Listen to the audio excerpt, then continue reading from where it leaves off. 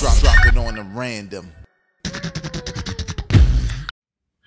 What up, y'all? Welcome to another edition of That Time in Hip Hop, a podcast about the nostalgia, the history, and more importantly, the preservation of hip hop music and culture. I am your host, Vegas of Hip Hop Now podcast. I got with me the homie Tone of EnterTheDome.com. What's good, fam? Hey, man, everything is good, man. The snow is gone and life is back to normal. Sitting here drinking some of this Tribucha. It's cayenne and ginger, good for your stomach and good for your cardiovascular health. So yeah, I'm just sipping on some of that, man. Good stuff, man, to get you going. But everything is love. I just got a little Blanco Henny in here. Yeah, that's it. Well, that's good for your chest too.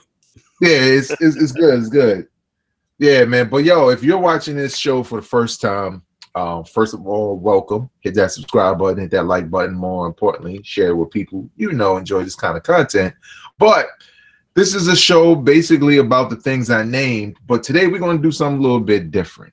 But it's all relative. It's all hip hop. It's all about the conversation. You know what I'm saying? So when you see a show like this, you know what I'm saying, and you enjoy it, tune in every time. Hit that notification button. You'll get notified when we put up a new episode. But you got to subscribe and make sure to share with people you know. It's cool that we got a lot of people who, support what we do. I mean, the audio side is doing great, you know what I'm saying? But the video side is more of a grind. A lot of trash on the internet, but it's whatever, you know what I'm saying? We're going to do what we do. And just for the sake of That Time in Hip Hop, that very album right there was the first episode we did in 2018. It was about Raekwon the Chef's debut album, Only Built for Cuban Links. Classic purple tape. That's the purple vinyl, though. We about, 25, 26 episodes deep. So we will continue into the new year to just keep pumping out dope episodes about hip-hop history and things of that nature. Now, before we get into the main topic, this week in hip-hop history, a man by the name of Earl Simmons, right? Is that because I always look at his name as like, is that his name? Are you related to Russell? But DMX was born, man. December 18, 1970. DMX was born. Tone, DMX, Darkman X, the dog. Yeah, man. I mean, what do you think about DMX's place in hip hop? Obviously, he hasn't been like popping lately, and some of that has to do with his situations outside of hip hop. But when DMX hit the scene, though, Tone, first time you heard a song, first time you heard his album, man, what was your thoughts on DMX? First, let me tell you, I love DMX, man. You know what I'm saying? And the reason why I love DMX is because I feel a sense of honesty and truthfulness in his persona, in his rhymes, and everything about his whole aura, man. I like X. The first time I heard X, I felt the energy. I hadn't felt that energy in a minute, man. X came out. I mean, first of all, a lot of people don't know X came out like 1992, but people didn't, like Born Loser, you know what I'm saying? And people didn't know about X, and he never could pop off. So after struggling underground and doing this thing and disappearing and reappearing on the underground, he finally hit his mark at some point. You heard him on a couple of mixtapes, early 98, and I was like, man, this energy, man, something feels right about him. And then I heard a DJ Clue mixtape. I was in college. I was a senior. And my roommate brought this joint called Crime Story.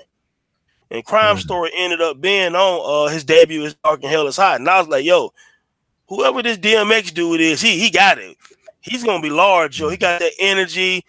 He got that voice, man. Like the story was dope. It was gritty. It was grimy. We had just, came out of the Puffy and Mace era.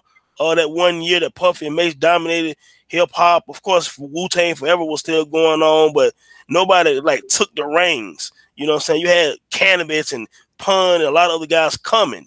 But when X dropped that It's Dark and Hell is Hot, even though Jay-Z dropped around that same time, it was Volume 2, and he did his thing, and They ended up touring together. X had the energy, man. Nobody had the energy on stage like DMX.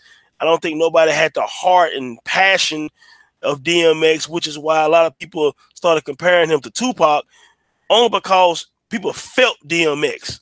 Like even today, whenever you hear a story about DMX going through some of his trials and tribulations, you be like, come on, X, because you feel X. You got a connection with X, and you like, man, prayers for DMX. You know what I'm saying? Like, yo, you don't want to see him in a hospital.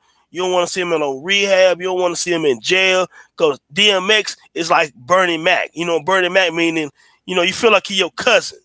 You know what I'm saying? So, and that's that connection that people had with Pac and people like that. So I just thought it was going to be something special about DMX. You know, he dropped 2 albums in the same year. It's Dark and The Flesh in My Flesh. Nobody ever done that. He made hip hop history in '98. You know, a lot of people sleep on. He had like a 4-album run, even though he had more than 4 albums. He had a 4-album run where it was kind of like Ice Cube. He was kind of pop, pop, pop, pop. Great Depression was dope. You know what I'm saying? So, yeah, man, big up to X. Happy birthday to DMX, man. DMX is one of the dopest MCs of all time. He will probably be ranked. I've always had him in my top 20 somewhere because of everything he brings to the table, his performances and everything. But DMX had top 10 potential. It's just that his personal demons didn't allow his latter side, his career, to still keep going strong like a Nas or a Jay-Z or a Scarface, you know, and stuff like that, man. But big ups to the legendary DMX, man. What was your thoughts, man, when you first heard X? You from New York, man. What was you thinking? What was the vibe up there, man? Well, like when I first heard DMX, I didn't even know his name. When I heard Get At Me, Dog. But I had heard the remix first, and I was a fan of the Locks, so I was just like, oh, this old school beat, they killing it. But I was like, yo, who's this dude barking though? Like, you know what I'm saying? Right. So I was kind of like, at that time, I was still kind of reeling over the whole Biggie and Tupac death thing. You know what I'm saying? I know it had happened, but it was kind of like something that never really happened to us hip-hop fans in that way. Like, yeah, we know Scott LaRock. It was kind of like when Scott LaRock got shot. You know what I'm saying? Yeah, like, yeah. Promise being snuffed out, you know what I'm saying, before it has an opportunity to really flourish.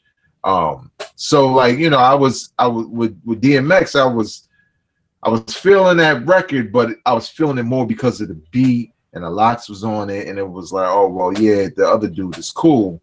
And I remember that summer I was working in a sneaker store called Sneaker Stadium in Brooklyn that's like been gone now. And you know, obviously it's a sneaker store, we playing nothing but hip hop. And I remember like they was playing DMX album all the time. And there was this one dude I worked with that loved DMX. He loved DMX like DMX already. And I used to be like, I don't know, man. I don't know if I could listen. You know, obviously I hadn't heard the album, but I was like, you know, I don't know if I could listen, man. I just not up for no dude barking on like some WWE. Yeah. A lot of that was Biggie being gone and Tupac being gone, and I just had low tolerance for new cats. But I remember the first time I really sat down with that album, and I was like, damn, I see why people like him. Like when I heard Stop Being Greedy, and I heard a couple of other records, I was like, yeah, I see what it is now. I see why they like him. It's that energy, you know. Yeah. You feel like what he mean what he says. Yep. You know what I'm saying? And that you could believe, even if he's talking about things about himself that aren't perfect. You know, that's how people feel. They feel like they're not perfect. And now here you have a guy who you'll just look at him as being rich already and famous and popular, and you look at him as being perfect because of those things, which is stupid, but we tend to think like that. But when a person is bearing a soul and telling you everything that they did and how they're trying to be better and blah blah blah, it's just so dope, man. And then the songs like ATF kind of sold me on DMX even more. Yeah. I just became a big fan. But in New York, man, DMX was ruling, man, especially when Money, Power, and Respect, that song dropped. DMX verse on there it's a whole nut like Styles that all everybody in the locks is nice, but it's something about when DMX comes on in that it's just like, oh, this the real shit now. Yeah. You know what I'm saying? So I mean DMX, I'm a big fan. You know, I had, like you said, man, he had a hell of a run. It was kind of by design. You know, Rough Riders knew that with his style. And I think they should have. I mean, it was a smart idea in the beginning, but like you said, DMX has so many layers. It wasn't a career that was going to be short if you know, they just treated it that way, and you know, it wound up kind of being that way, unfortunately. But you know, it was kind of by design. Like, yo, he hot right now. Put this other album out in the fall. You know what I'm saying? And then right at like a couple of months after that, I think the third joint came out, because it wasn't. Yeah. I don't believe it was a full year. I don't think so. It wasn't wasn't too long. Yeah, so I mean that's run for DMX, man, and not too long ago, maybe 5 years ago, maybe even more, he put out a mixtape. Remember, he did a joint where I think like with Swiss. I don't know if Swiss did the whole mixtape, but I know he did some joints, and I mean he was sounding like he was back. But, yeah, man. Everybody thought that when a few songs with Swiss got released on the internet, people was like, you know what? The anticipation for another DMX project was great, and Swiss was like, yo, we've been working hard on that album. You know, Swiss said that on several interviews, and then I guess some life shit or whatever happened, and you know, it didn't manifest. And I'm sure Swiss got, you know, a lot of unreleased DMX songs, just like that that song, just like that song that Swiss got with DMX, Jadakiss, I think Nas and Jay-Z on it, something like that. It was all these guys on that song. So yeah, man. It's just kind of unfortunate the way things turned out right now, man. But we'll always, you know, have some love for what X did for the game, man. Yeah, man. Happy birthday to DMX, man. Definitely. If we had a hip hop Hall of Fame, he first ballot, easy. Absolutely. You know, but yo, we're gonna get into the topic of the show today. The reason why you're here. Now we still going back in time, but we going back in 2018. Yes, we don't just listen to old school music. We talk about everything, and I thought it would be a dope idea that this show looks back on the year, just like everybody else. But I'm gonna tell you right now, right? We are professional hip hop fans.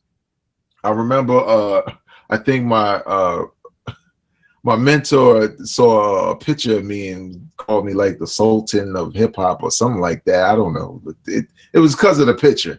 But whatever, even not as a joke. What we say today, as far as albums we chose, trust me, they are well worth your time. So get your pen ready, write them down if you haven't heard them.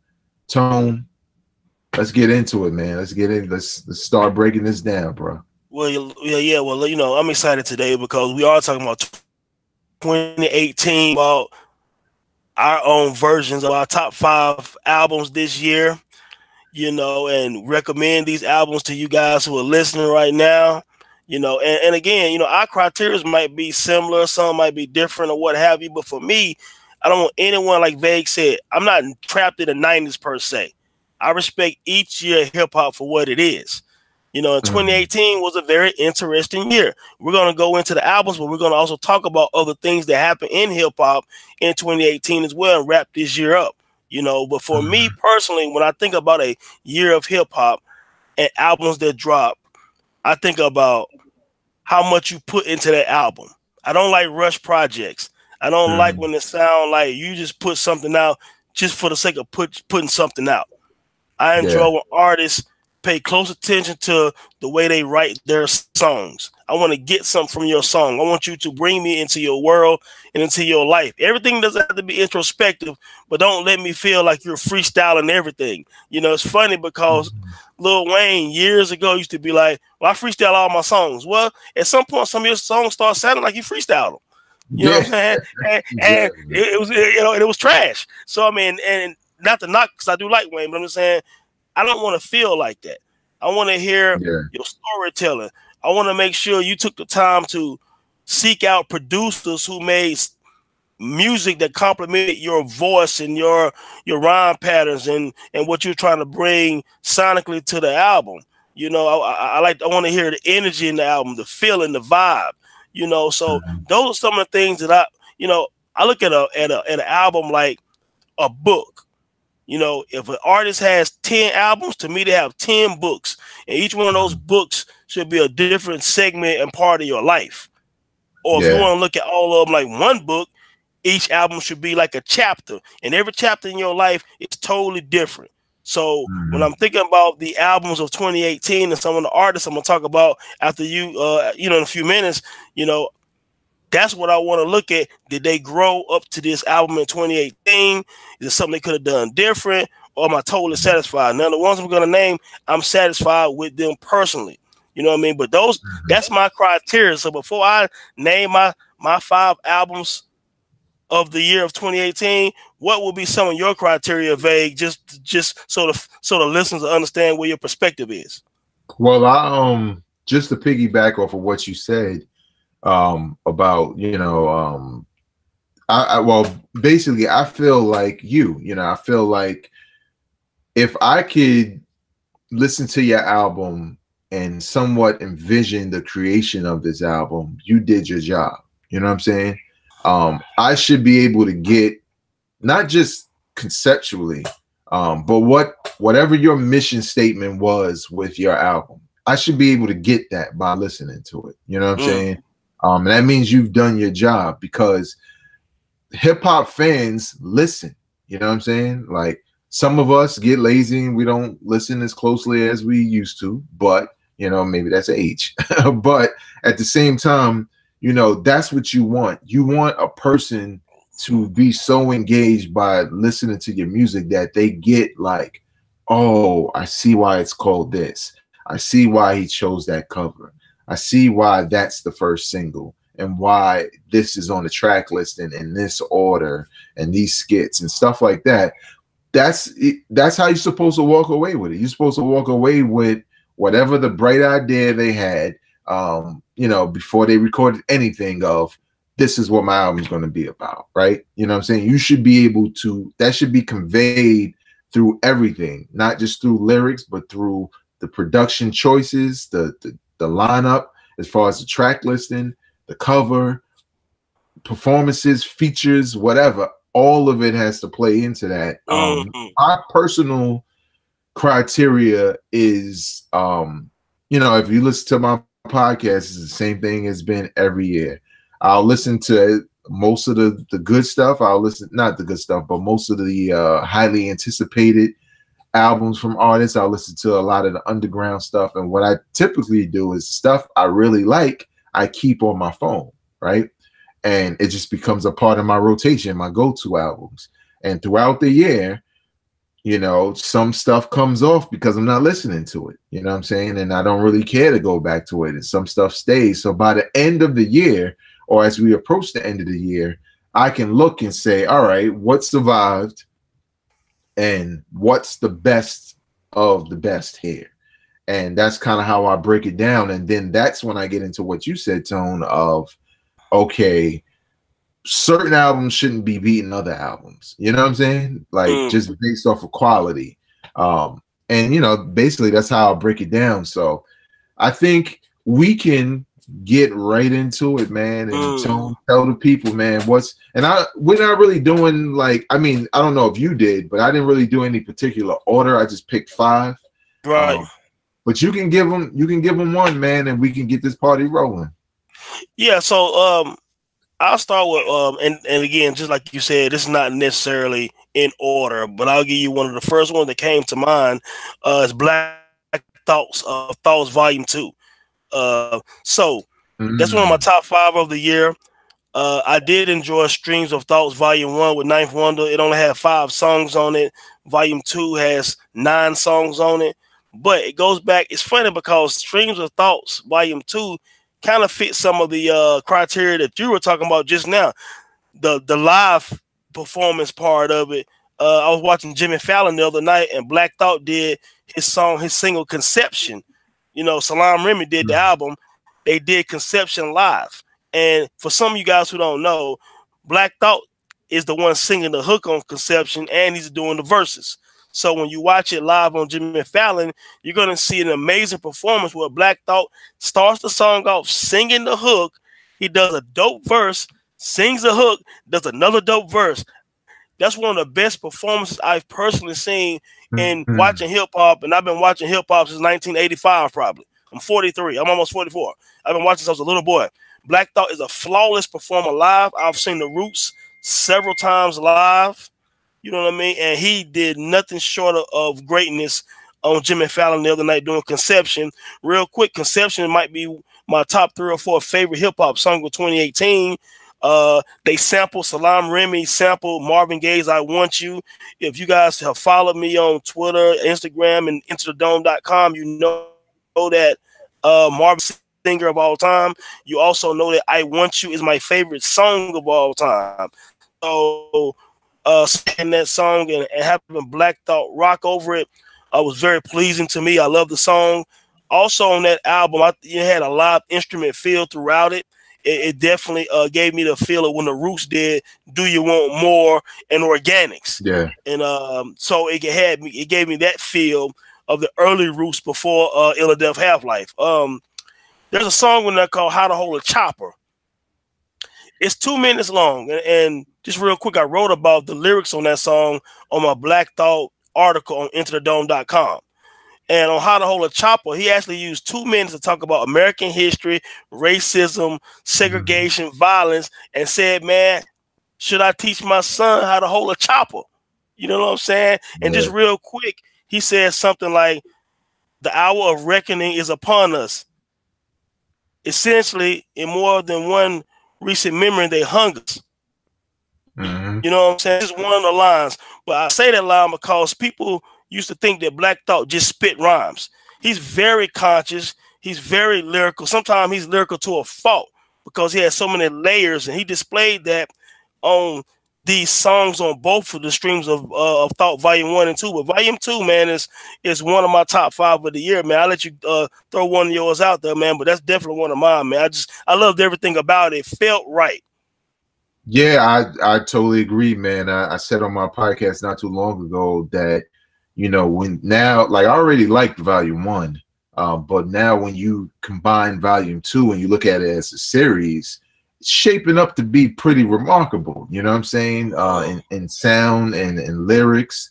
And I think the best rollout for a Black Thought album that it makes it feel special. You know what I'm saying? Because I don't know if I would have, I probably would have liked it, but I don't know if I would have had the same feelings and vibe and with everything that was released this year if it was just one album that was just thrown at us amongst all these other albums that came out. But yeah, very dope. Y'all need to check that out if you have it. One of mine's is Phonte's No News is Good News. This is Phonte's sophomore solo album. You know, a lot of people know him from Little Brother. Some people know him from The Foreign Exchange. This dude, the album is like 10 tracks. You know, not very long, but right up my alley. And it's like maybe like a half an hour, which is also, I'm fine with that. But he packs so much into a small package that it shows you how bloated other albums can be. You know what I'm saying? Because not until I started thinking about, you know, top 5 of the year and writing an article and doing this show that I looked at the time. I never looked at the time. I never looked at how many songs were there. You know what I'm saying? Because I listened to it and I enjoyed it for what it was. Phonte is a dude who, you know, he knows his own reality. You know what I'm saying? He knows his age. He knows he's not a young boy, but he can still spit. He sings. Everything comes together so perfectly on this album. And I feel like you don't have to be Phonte's age in order to feel it. You know what I'm saying? There's some talk there. Like, he got a joint called what is it called? Expensive Jeans, right?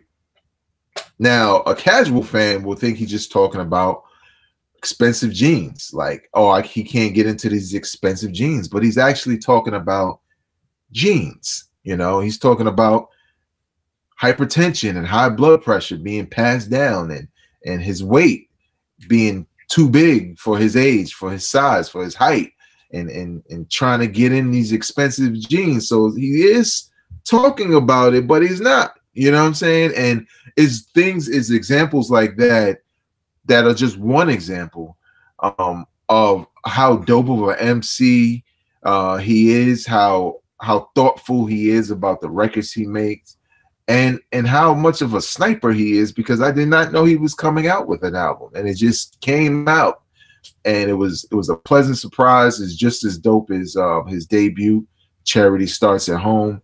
I listened to it, Tone, like heavy when it first came out. Then I kind of fell off the wagon, but I didn't take it off because I remember how, and you know, in recent months I returned to it, and especially for this top 5 thing, and it evokes the same feelings and emotions. You know what I'm saying? As soon as the records drop, you're already in the zone. And it's perfect because it's not going to last long. It's not going to take you out of that mode because it's 20-something records. Just a very, very, very dope album by Phonte. I used to complain that, you know, we needed more of these more often, but if he just, I'm fine with it, man. So Phonte, No News is Good News. One of my top 5 of 2018. Tone, what else you got? Or what are your thoughts on that album in particular?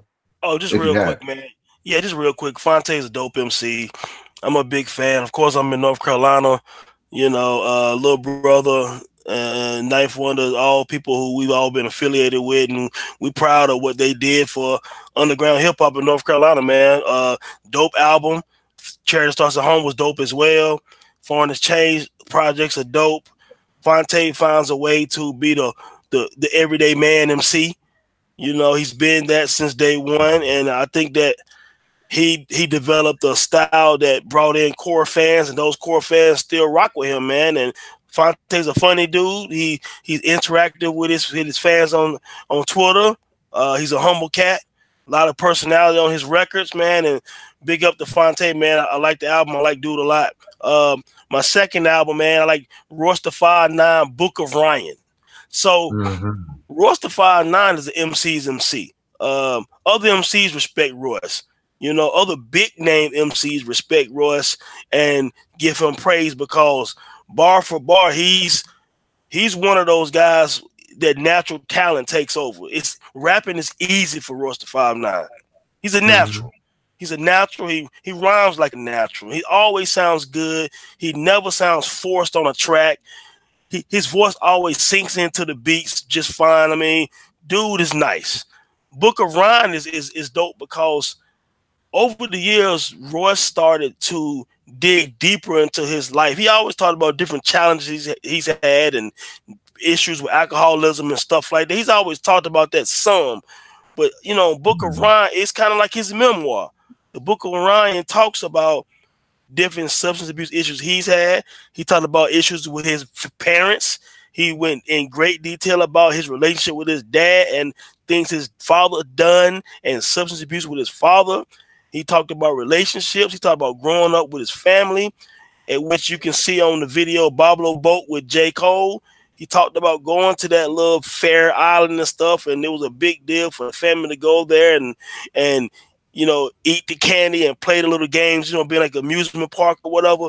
But he really went deep into his life, tracks like cocaine and all kind of stuff. So Book of Ryan goes back to the criteria that I was initially talking about. He told a story, Book of Ryan.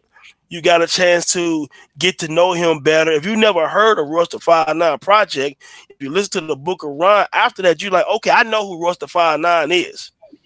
You know, I got a chance to read his story through his lyrics, man. And that's important to me when people take their time, share themselves, again, not rushing the art, letting the art imitate life, vice versa, but, you know, and just really being conscious of what they're putting on record, man. And Royce da 5'9" did a beautiful job of that, man. And I couldn't have a top 5 without Russ in it because he do what MCs do.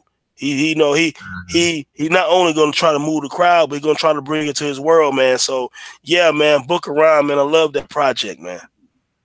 Yeah, man, and I gotta say, Book of Ryan by Royce da 5'9" is definitely in my top 5 of the year.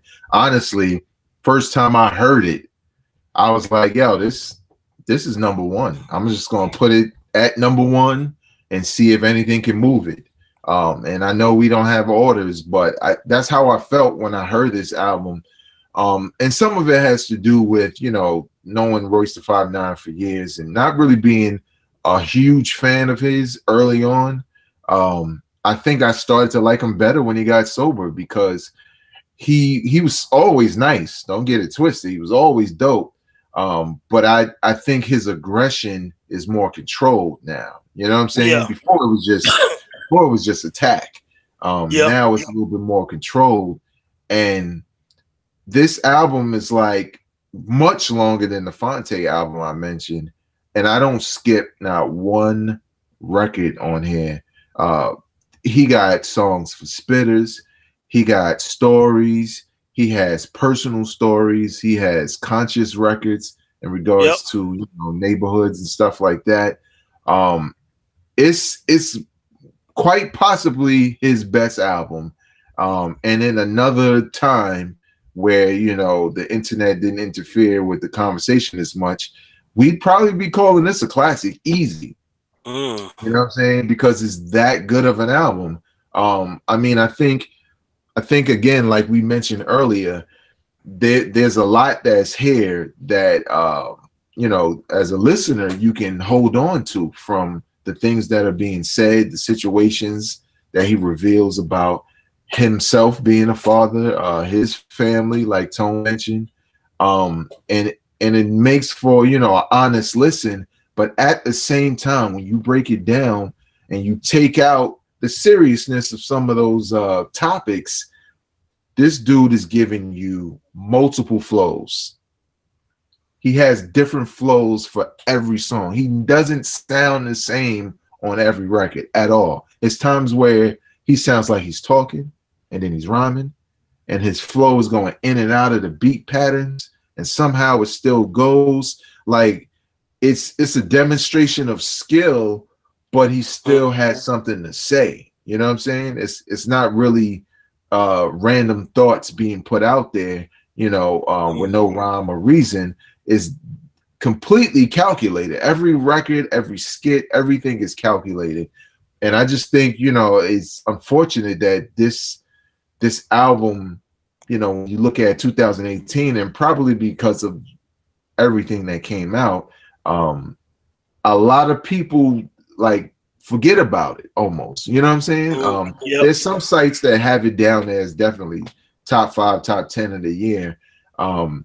But it should be getting way more praise than it's gotten over time, because it's such a dope album, and it's not many that did it like that this year, man. So Royce da 5'9", Book of Ryan, you see me and Tone have the same dude on here. Definitely go check that out. Tone, what's another one you got on your list? Man, I have Lupe Fiasco, Drogas Wave, man. So listen. So a lot of people not going to understand this if they're not going to do the knowledge.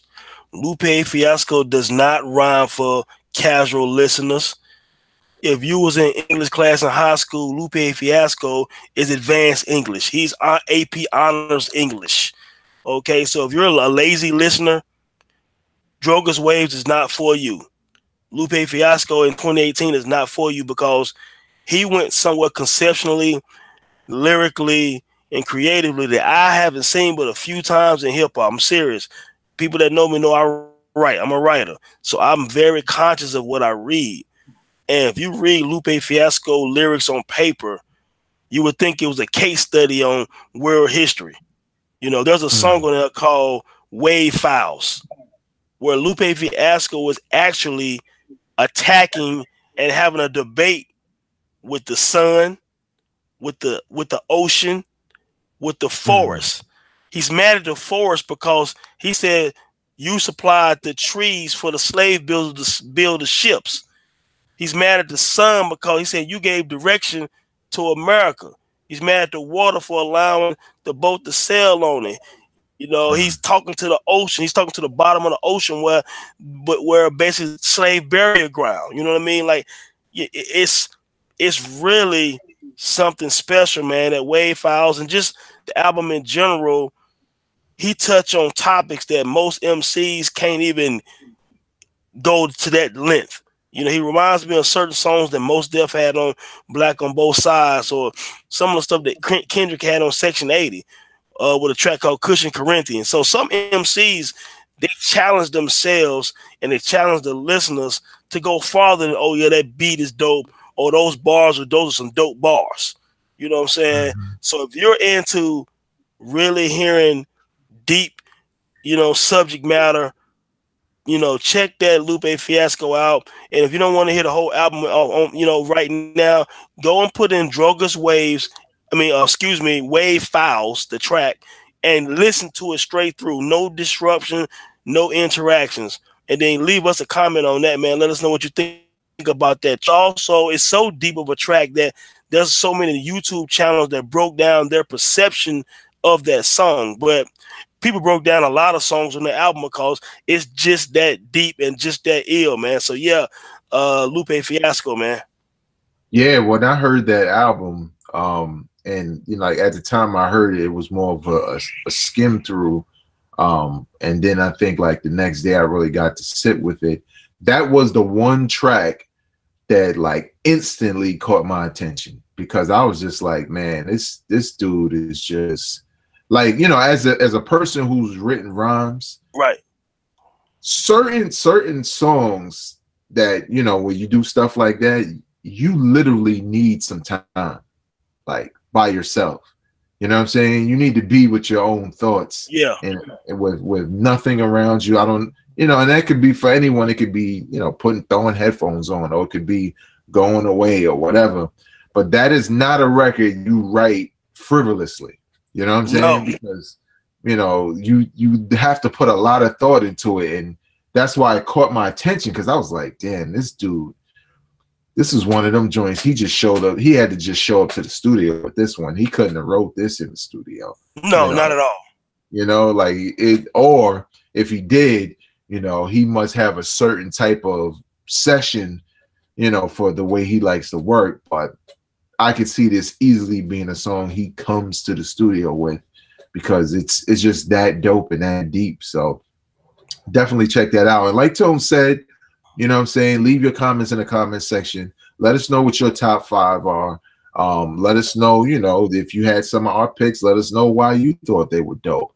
My next one, you know, which is my third, is an album that when I first heard it, I was happy to have it, but at the same time, I was disappointed for other reasons, like the length of the track listing, you know, the cover not really making sense to me with the name, just off of looking at it. You know, who made the beats, you know, it was just, I just felt like, man, I think they messing Pusha T up. It's Daytona. It's one of my top 5, because when I tell you this is fine wine, my nigga, like it gets better with every listen. Why? Yep. Not because it's ultra deep, you know what I'm saying, or it's layers on top of layers on top of layers. It's the precision in which this dude Pusha T rhymes about whatever he chooses to rhyme about. He does not waste words, syllables. Everything he does feels like he wants you to understand why he said this word and this word that follows it and that word that came before it, and how it plays into the overall thing he's doing. Now, yeah, some people could say, oh, it's coke rhymes and blah, blah, blah. But I think he's more than that. You know what I'm saying? In my article that's going to be on the shadowleague.com, where I go into it in a little bit more depth, is I say, like, you know, to use a reference from The Wire, he's more Stringer Bell than Avon Barksdale. And if you've never seen The Wire, he's calculated.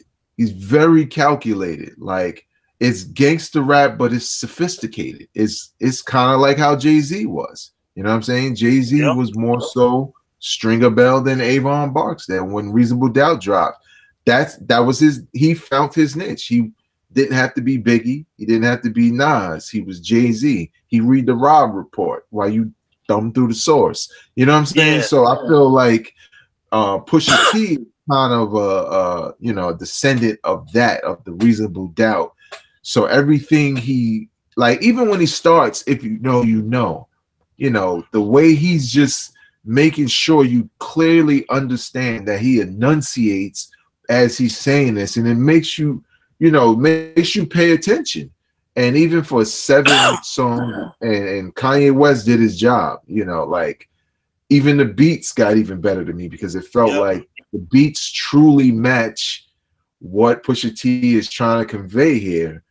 And Daytona, you talk about, like, Book of Ryan was in my rotation, but Daytona was like every day for a minute. I had to stop because I was like, I don't know what it is about this album, but it might be the length, but it's so dope that I don't mind repeating it over and over again. Clearly, in my opinion, the best out of that run of albums that Kanye helped put out, that also included Nas and and Kanye and Kid Cudi or whatever. But very dope album. I was mad at first because it wasn't King Push, and it was less songs than I anticipated.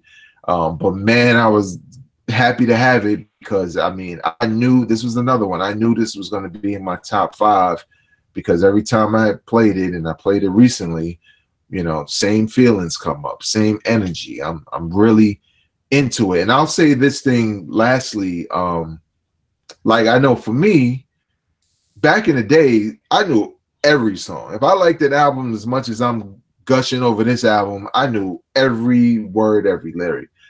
I don't do that as much now, and I don't know why. You know what I'm saying? Maybe it's just more hip hop available, or maybe I have access to more hip hop, so I don't listen to it enough to just know all of the lyrics. But because of the way that Pusha T spits his rhymes and he enunciates and makes sure you get every word, it's really easy to learn. You know what I'm saying? Because you're already into it and you feel him when he's saying it. Like, I didn't sell a boatload of coke, but I feel him when he says it. So that's my number 3 pick for 2018. Pusha T, Daytona. It's not going to take up much time in your life. It's a very dope album. It's sophisticated gangster rap. That's the best way I could put it, but it's definitely worth your time, especially if you like the clips. It's a no-brainer, man. But Tone, what's your next one, and what do you think about Daytona and Pusha T? Well, first off, Daytona is in my top 5, and you pretty much right. So you pretty much hit on most of the points I was gonna make anyway. So to be brief, Pusha just put out a dope album. It's an EP to me, you know what I'm saying? But he put out a dope joint to ride to. The beats bangs. It's Kanye's best production of 2018. Some of his best production of the last few years, in my opinion. It bangs out, man. It also sparked Pusha T and Drake's beef. And to be honest with you, contrary to popular belief, when Drake heard Daytona and he put that Duppy Free, was hot to me. You know what I'm saying? Like, when I went back, I listened to it again today, and I was like, the beat was sinister and like godly and king type of beat, and he started off like, oh man, the audacity. You know what I'm saying? Like, of Pusha T come at him like that, man, and I respect that situation because when you at a level like Drake, you ain't got to battle nobody. You're like, man, I'm gonna shy away from this. You know what I'm saying? Yeah. He put out a legit, that Duppy, YouTube that joint, listeners, push any bias aside. YouTube Duppy freestyle again. Listen to Drake rhyme scheme and rhyme pattern, and listen to what he said about Pusha T. It was a dope diss. Just listen to it. Now, yes, that story added on or whatever. He went under the belt with Drake, and many will say he defeated Drake. That's fine, but it sparked a real good battle, and You know that's what hip hop is about. You have to. All great MCs must battle at some point. It's inevitable.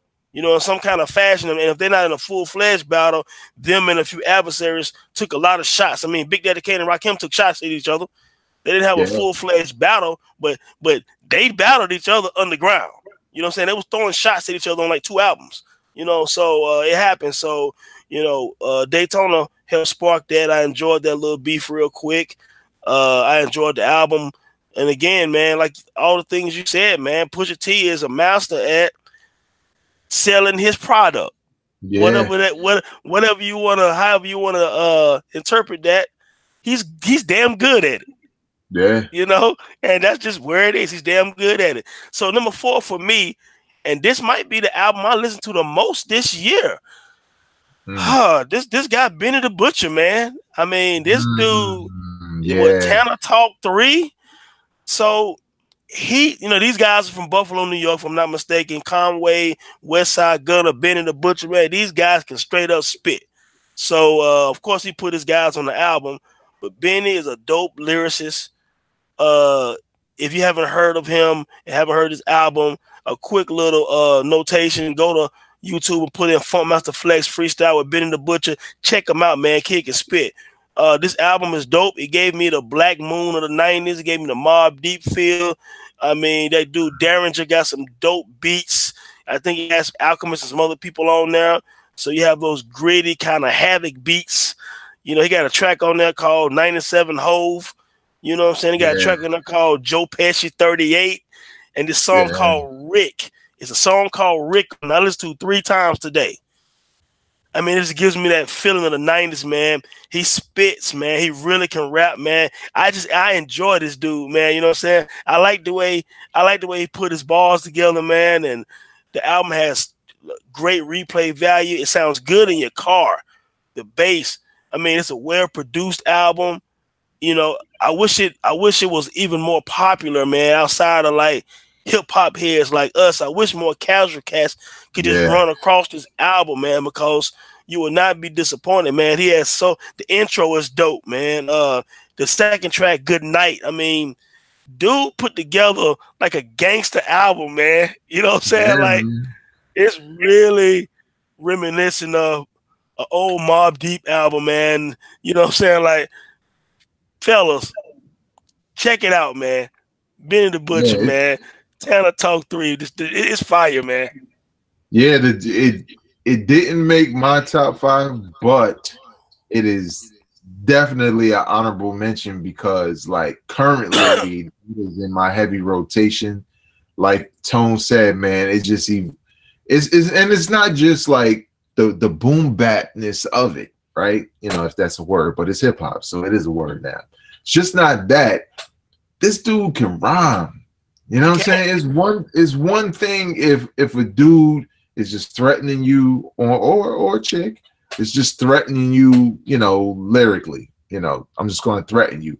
You can hear the layers, the skill level within what he spits.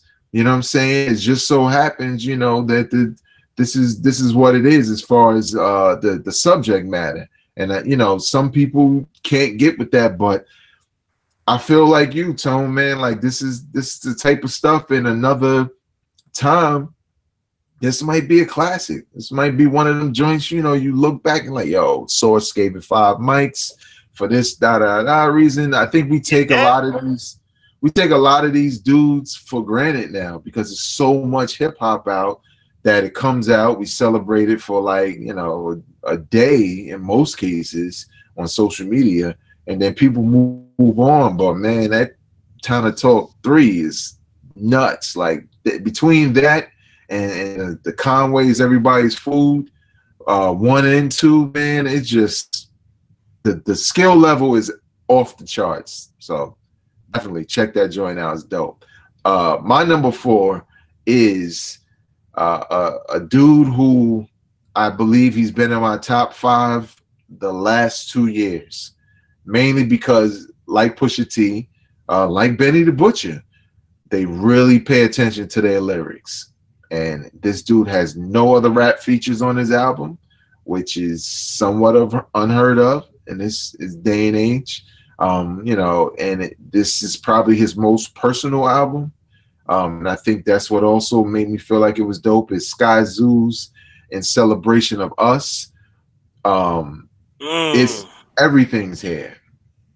You know, you want a head nod, he got it. You want a jazzy feel to the track, he got it. You know what I'm saying? You want bars, you want introspective, you want stick up tape from Menace.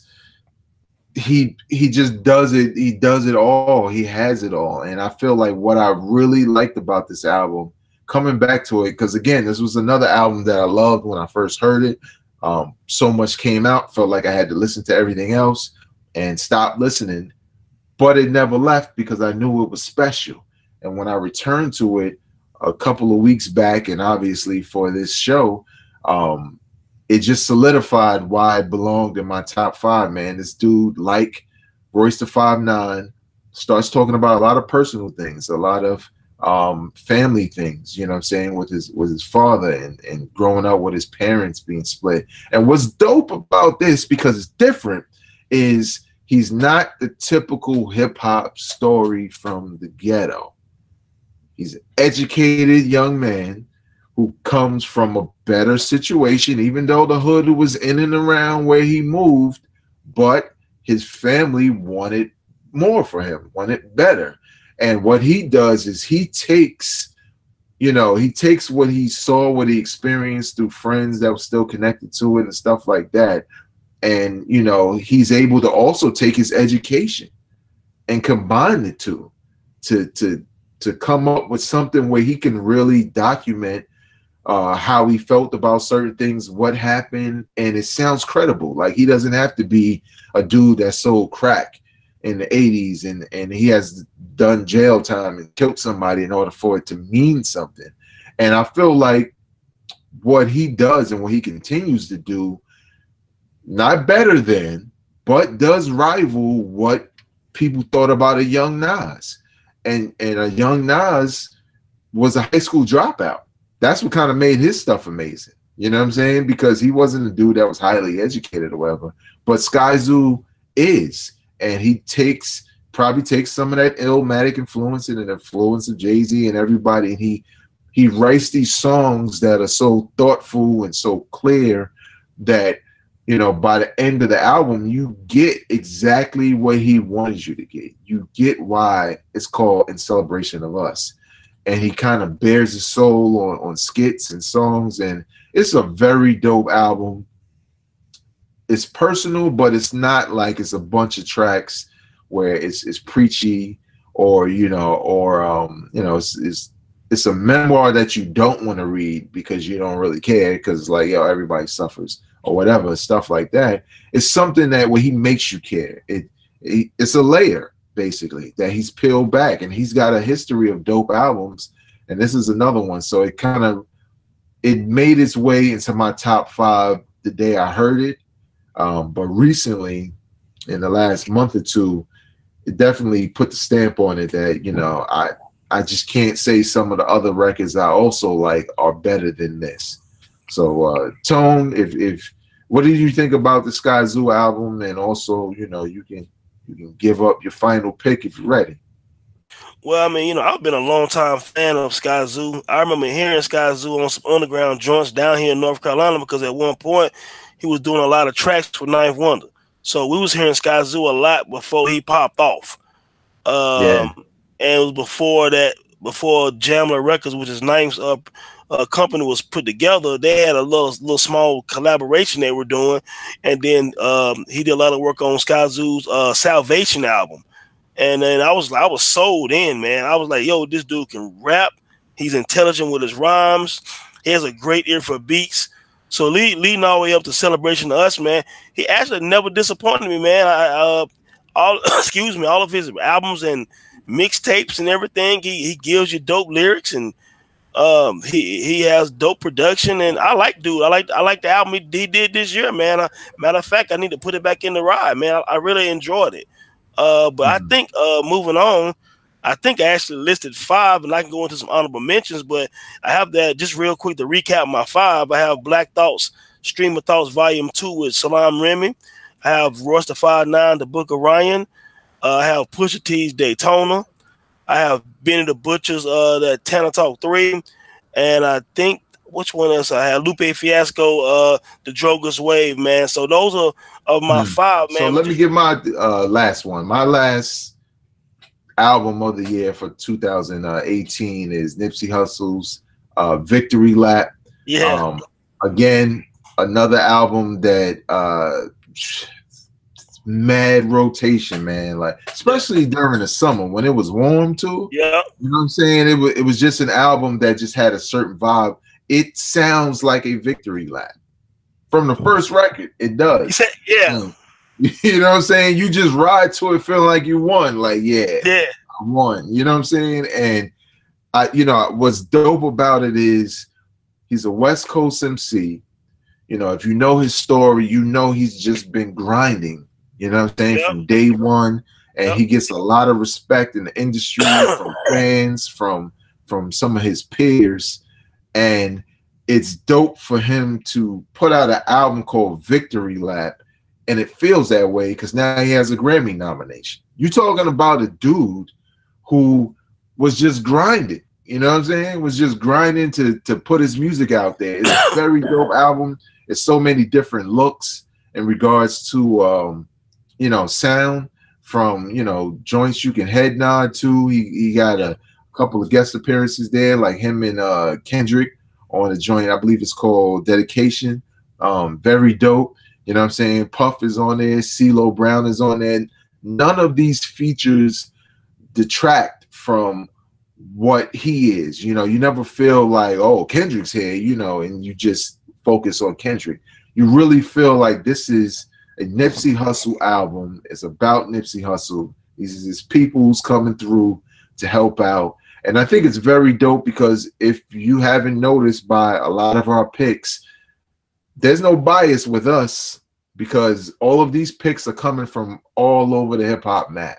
Down south, West Coast, East Coast. You know what I'm saying? So it's Buffalo. You know what I'm saying? So it's really dope to see overall. But I just really felt like this Victory Lap album, if you never heard of Nipsey Hussle, maybe you heard of him, you always hear his name and you wonder why people talk about him so much. The dude can rhyme. You know what I'm saying? And I think what I like most about him is he's so confident in what he has to say. And let me say this too. Half the battle. And let me just also regurgitate what you said a few minutes ago about not being biased. You know, in hip hop, there is a lot of bias. And, with our podcast here, we never want to show that or have that impression. Vegas from Brooklyn, New York, man. So listeners, he's from New York. All right, Nipsey Hussle is West Coast. At one point, New York guys, they really fought off really not wanting to show some West Coast cats a lot of love. I mean, people show Snoop and Dre love at some point when the Chronic, because you had no choice. Like, you ain't had no choice but to Let Me Ride and G Thing. You had no choice. You know what I'm saying?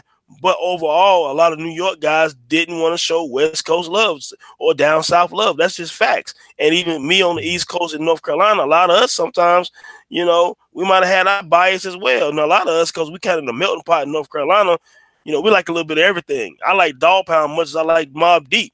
You know what I'm saying? But that's because I'm in North Carolina. You know what I'm saying? But just to say, I just wanted to say that because Nipsey made your top 5. You've been a New York dude. I always respect that. You know what I'm saying? Because a lot of people won't do that. They'll find a way to downplay West Coast MCs. Like, West Coast MCs aren't lyrical. Like, they don't tell dope stories. Like they don't have dope West Coast producers. And Victory Lap feels like, dudes say, I finally made it, man. I put this grind in with mixtapes and other stuff all these years. And now the industry and my peers respect me, man. So that's why I feel like it's a triumphant time for Nipsey, man. For Victory Lap. That's a dope pick, man. It could very well be in mine. Yeah, and I think also to piggyback off what you said earlier, I think one of the misconceptions is there's some people who are just louder than others, but they don't really represent everyone. You know what I'm saying? Ice-T was big in New York, and that's the 80s. NWA was big in New York. Ice Cube was big too. Ice Cube was big. They might as well have been from New York as much love as they would get. Right.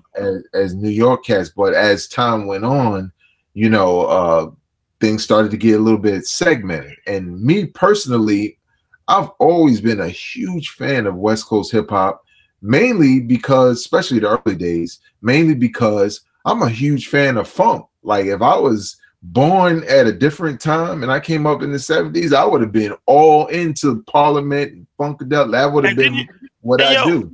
And didn't you say, if I remember correctly, correct me if I'm wrong, Vague, didn't you say that Ice Cube Death Certificate one of your favorite albums?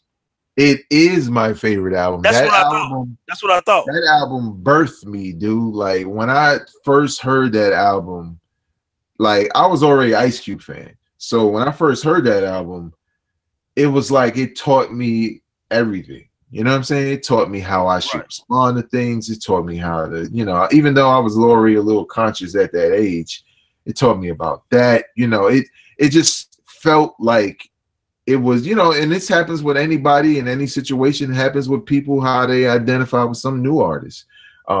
Some artists really speak to you personally, and it feels like they get exactly what you are. You know what I'm saying? And that's how Ice Cube is for me.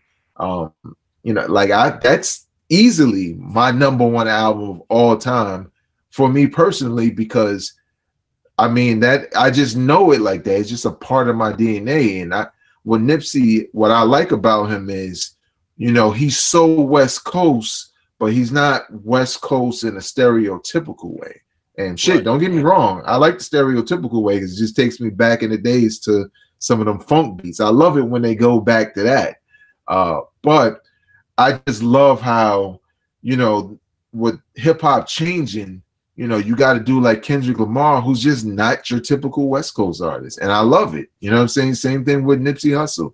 He's just not your typical West Coast artist. He's different. You know what I'm saying? And or Schoolboy Q. You know what I'm saying? Like, you know, they West Coast, but they could spit, but they don't try to sound like they're from somewhere else.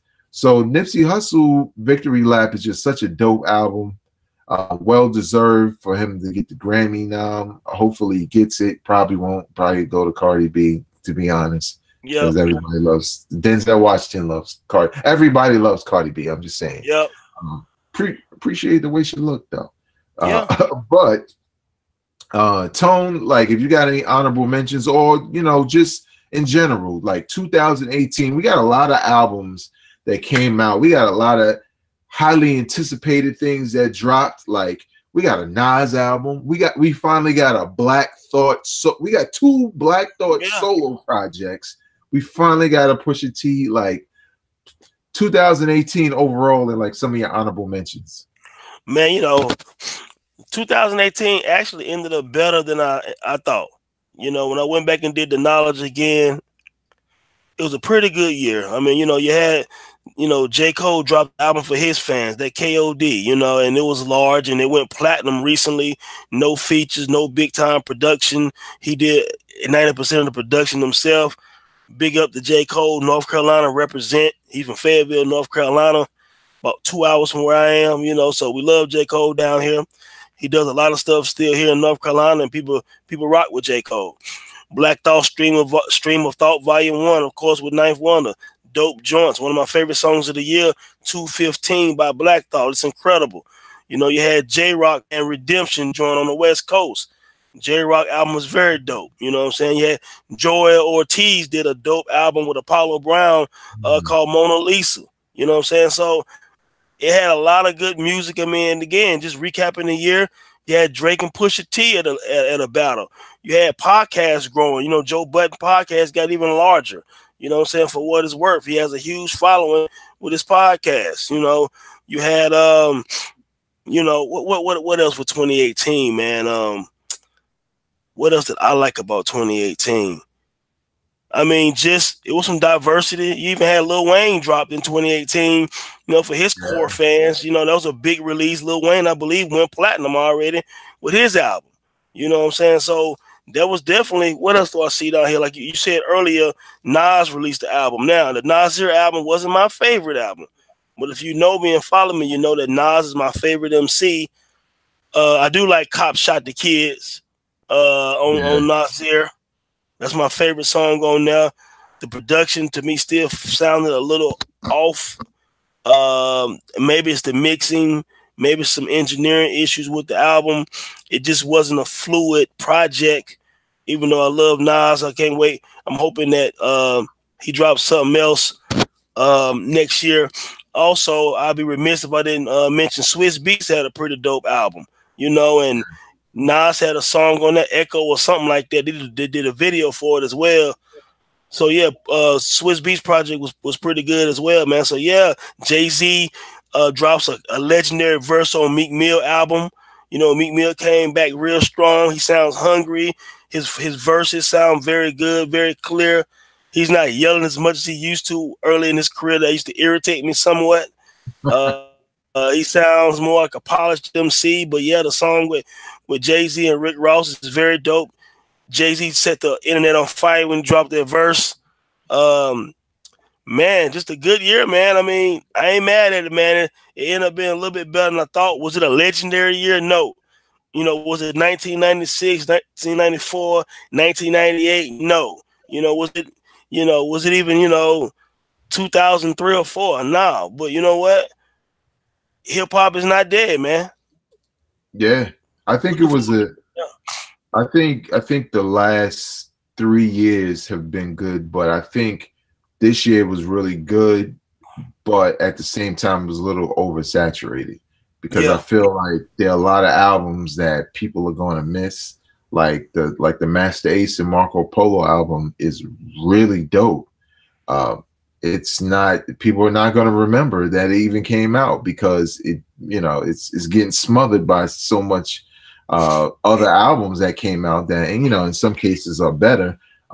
Like you said, Joel Ortiz and Apollo Brown dropped a dope album together. Yeah. That kind of gets forgotten because it's just so much that came out. Couple of my honorable mentions, obviously, J. Cole, KOD. I liked it. I liked it way more than the For Your Eyes Only joint. I like that conceptual album. I like that it was relevant to really a hip hop fan base that has a problem. You know what I'm saying? And for him to craft an entire album around that conceptually, again, another thing that would if it came out at another time, man, would be like 5 mics and a source, easy, because he paid attention to lyrics and concepts and he conveyed it in a way. But we live in a different time. Another joint, Black Milk, Fever. Yeah. Just the production on here alone is worth the listen. It's such a organic feeling album as far as the sound. You said Black Milk, right? Black Milk, Fever, yeah. That dude can make some beats, man. He can make some beats, and he's a producer that unlike like Swiss Beats can potentially sometimes be annoying. Not to a fault, but Black Milk is the type of dude. It's like, he sounds very good over his own beats. He can easily just be a rapper. You know what I'm saying? Yeah, he can rap. Yeah, because he can rap. But Fever is one of those albums, man. Very good, but in an oversaturated 2018, a couple of people dipped in and heard it and just went back to Daytona or whatever else they was feeling. Another joint I had down here is Swiss Beats, Poison, because I feel like Swiss gave us a hip hop album, man, and every performance from Young Thug, 2 Chainz, Nas, the Lox, the Lil Wayne, like everybody comes through properly on the tracks they're on. And it is just a very dope album, and there's really nothing like it out there in 2018. And to me, that's one of the reasons why it stuck out for me. Freddie Gibbs, Freddie. I was already sold on this dude. He made my top 5 of the year a couple of times. But his promotional rollout for this album was something that I would have did myself, to be honest. He straight basically posed as an R&B type dude. He did old school 80s Teddy Pendergrass video, promotional video. There was people who never heard of him, who just thought it was funny. And I was like, yo, but when you press play, it ain't gonna be none of that R&B shit. Even the cover is an old Teddy Pendergrass album cover. Very dope album. So slept on, but what are you gonna do? Definitely check it out. And lastly, this ain't even like a honorable mention of one album. This is just a whole damn record label. Griselda. I joke a lot about the ad-libs being overdone at times, and even just too many projects within 1 year that I can't really sit with one. But man, they had a hell of a run between Supreme Blientele, Time to Talk 3, and Everybody's Food 1 and 2. If you take those 4 right there, you will worship these dudes after hearing them, because it's just so dope. They all different from each other, different skill levels. All the tracks are just straight boom bap. If you type of person like, yo man, hip hop is whack, you just got these mumble rappers and this boom, what happened to boom bap, and what happened to that real, listen to what I just named. You will be happy. Trust me. They definitely come through. As far as 2018 overall, again, I feel like after a while it was a little bit oversaturated, kind of made me mad because it's albums I like that I found myself not listening to as much, because I just gravitated towards my favorites. But again, it was another dope year, and I feel like it's a different time, so it's hard to compare these recent years to the past, because we had opportunity and time to really sit with albums and artists without there being a next best thing every 5 seconds. Now, with all that being said, Tone 2019, it's a new year. It feels like everybody came out with an album, but not everybody did. There are a couple of people who it looks like 2019 might be their time, considering what are you looking forward to, who you're looking forward to in 2019 as far as hip hop goes. Well, the old guy in me would really like to see another Nas album. I like to see another Jay-Z album. Jay-Z still sounding fresh on 444. He sounded fresh on this new Meek Mill album. I want to hear Jigga again. Give me 10 songs with another producer, like he did with No ID on 444. Hell, man, let's get some unreleased DMX out here, man. You know what I'm saying? Happy birthday to DMX again, like we said at the beginning of the show. Give me some X. You know what I'm saying? I like to hear another Kendrick Lamar album. You know what I'm saying? Hopefully he'll drop some before the end of the year. There's these guys locally down here in North Carolina. If you guys have never heard of Actual Proof, they're on Ninth Wonders Jammer label. Go and YouTube Actual Proof. They had an album that came out a few years ago called Blackboard Radio. I call them the young Camp Low. They feed off each other with dope charisma on the mic. They have dope lyrics. Both of them have dope voices. They really will surprise you guys. If you've never heard of Actual Proof, go YouTube them. Matter of fact, they had a song called Genius that came out on one of the early mixtapes about 8-9 years ago. And there was a young dude on there from Compton named Kendrick Lamar that was on that remix. You know what I'm saying? So yeah, Actual Proof, man. I can't wait to them to drop an album hopefully this year. From what I've been hearing locally, they should be dropping an album next year. Man, those are some things, man. Just, you know what? Anyone who's willing to take their time and drop some dope music, nothing forced and rushed, because it is easy access now to music. So it's an influx of, it ain't like back in the day you had to go through a record label to get an album released. You can just upload some stuff on a site now and get it popping. So hopefully people will take their time. And I like to also see if Havoc got some unreleased Prodigy vocals to put together maybe a little Mobb Deep EP, man, some unreleased Prodigy. I miss Prodigy, man. One of my favorite MCs, man. Rest in peace to Prodigy, man. Those are some of the ones that come to mind, man. Also, I like to hear another project by an MC named Jean Grae. A lot of people don't know about Jean Grae, man. Still a lot of stuff with Talib Kweli, of course, down here with Ninth. And Jean Grae is an amazing MC. I like to hear some more stuff from her as well.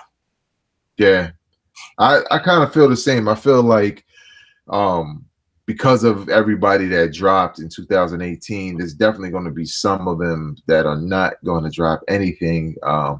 I thought I wanted another Kendrick Lamar album. I mean, it would seem like it's time, but 2019, let's get this J. Cole and Kendrick joint collabo. Let's just make that happen. You know, that could be dope. That could be dope. You know, just put a little break on. You know, J. Cole just dropped the joint. You know, Kendrick. You know, how can he follow up? Do something totally different, man. Y'all do an album together. Let's get that in 2019. Schoolboy Q. Last 2 albums, man. Blank Face and the other joint. I forget the other joint name. I love it. But it's about time for a Schoolboy Q album. So let's get that. I felt like you. Yo, can we get a Mobb Deep joint? There gotta be some joints. Gotta be some joints that's around somewhere that, you know, maybe need to be cleaned up. Maybe you could get some new tracks on there. Definitely let's get that. I wouldn't mind hearing the new Jay-Z. Like you said, give us something else. You know what I'm saying? I always felt like Jay-Z in the past was reluctant to do anything he's done before. But in some ways, he's kind of returned to that in different ways, with the sound of 444 feeling more like, you know, Blueprint, you know, as far as the beats. And I feel like Jay can probably do something else, you know, that feels like old Jay, you know what I'm saying? Because even on the joint he released with him and Beyonce, Jay is rapping on that joint. He is rapping on that. Yeah, and it's like, I like 444, but that was a little bit different. If people like that, you know, that Meek Mill What's Free verse, you know, on that Beyonce, him and Beyonce joint, Jay is rapping on there. So, you know, I wouldn't mind a album where he goes in and do that. Couple of other joints, because we've been hearing about them for decades and decades, and I have no problem. I'm just anticipating because I want them. That's Supreme Clientele 2. Can we get that, Ghost? That's Do or Die 2, supposedly AZ's last album. Can we get that? You know, and Muddy Waters 2. Can we get that? I keep hearing about them, but they haven't been released yet. So, also vague. Can we get that new Busta Rhymes album? Because a friend of mine, a friend of mine has a few songs on the album. It hasn't been released yet. It's still some industry stuff holding the album back. The album is done, so it's supposed to come out next year. Somebody confirmed that to me the other day. They have a few tracks on there. They told me it, so I told them I can't wait to hear it. And you know, the fans, of course, will be the judge of that. But you know, what I've been hearing from a few people who heard it is Busta Rhymes back in his purest form. And so since we go on there, and this could be the last one because it's relatable. We did a show on it. Can we please get that Jay Electronica album just for the culture? It's not gonna happen. It's okay. Just look. It don't even have to be new. Just give us what was supposed to happen, like you did with the Raw Digger, like you do with all the albums that were supposed to come out. Just give it to us, and no expectations of radio play. Hey, real quick, man. I wonder how Raw Digger really feel. Because listen, that Raw Digger album that leaked, man, that album was really dope. And I'm like, man, who dropped the ball on? It was like 18 songs, man. Who dropped the ball on that album? Are you serious? Well, fortunately and unfortunately, because it's so late, but she was able to put that out independently, you know, recently. Right. But man, like when you think, like you said, man, when you think about when that was supposed to drop, man, all those producers were hot at that time, and all those features were hot at that time, man. Raw Digger would be out of here. He was gonna blow. Yeah, man. It's almost disappointing when you think about it. It's like that could have changed a lot in her life. Not saying her life is bad or anything, but that could have changed, changed someone's life. Having something like that, you know. But Jay Electronica never gonna drop. Yeah, I know, but I'm just hoping, like, you know, a couple of people came out, you know, and they might fall back. You know, like January, like, yo, nothing's happening. Boom. Jay Electronica finally dropped. We only gonna buzz about it for about a week anyway. Just give it to us, and some of us real hip hop fans will appreciate it for what it really is, even if it's like 10 years late. But that's gonna do it for us for this week. Yeah, exactly. That's gonna do it for us on this week's show. The best of 2018. Tone gave you his top 5. I gave you my top 5. We gave you perspectives. We gave you honorable mentions. You know what I'm saying? But what we want to know is, what are your top 5 hip hop albums of 2018? List them below. We'll check them out. We'll respond. We always do. We always read them. Let us know what you think about 2018 as a whole. Was it a dope year for hip hop? Was it terrible to you? Were there albums that we didn't mention that fall into your top 5? Leave your comments in the comment section below. And if you enjoy this podcast, please know it's not only available here on YouTube where you can subscribe, hit the like button, and comment, but it's also available in the audio version, which appears on iTunes and other places. All you got to do is search for Hip Hop Now Podcast. And it's right there, part of the stream. If you can't watch the video, you can ride to it and listen to it. It's whatever. But we do appreciate y'all. Definitely the best way to keep this kind of content coming to you is to share it with people you know enjoy this kind of content. So if you hang out in forums, you hang out on social media, you just listen to it, you love what you heard, you got your own opinions, let people know where that conversation came from by hitting that share button. On behalf of my homie Tone of IntoTheDome.com and myself, Vegas of Hip Hop Now Podcast, go out and support hip hop in 2018. It was so much that came out. Why not? But more importantly, have a safe, very safe, and a prosperous new year. And we'll be back, man. We got so much more lined up. Y'all ain't even ready. All right? Peace. Peace. Drop it on the random.